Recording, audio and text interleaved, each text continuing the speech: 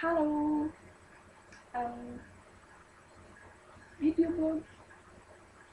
Dere vet jeg har hatt videoblogg, så jeg føler at det var på tide.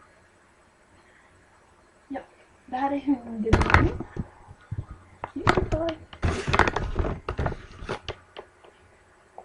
Ja.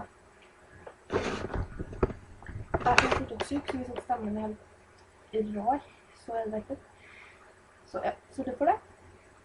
Jeg har vært syk siden onsdagen, så jeg er ganske lei av å være hjemme her og sitte på sofaen. Så i morgen skal jeg på skole. Bra. Jeg har det nytt rom, men jeg prøvde å vise det med kamera i sted, men det bråket helt sinnssykt. Så det er ikke der.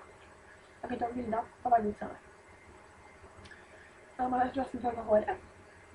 Mørkebrunt. Mørk. Hva skal jeg fornøye selv? Skal dere greit? Og så... Jeg skal ha ny header, for den der er ganske stygg og gammel.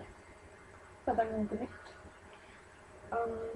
Så da tenkte jeg at jeg skal liksom ta bilder sånn, med disse dagene.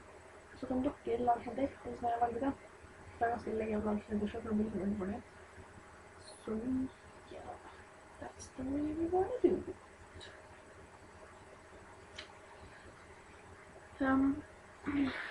Og jeg fikk så mye å si, bortsett fra at hunden er søt.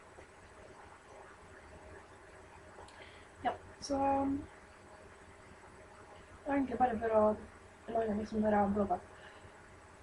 Siden jeg visste ikke hva jeg skulle finne da. Siden jeg ville ikke å lage bare sånn vanlig innlegg, så da tok jeg en video. Yeah. Bye bye!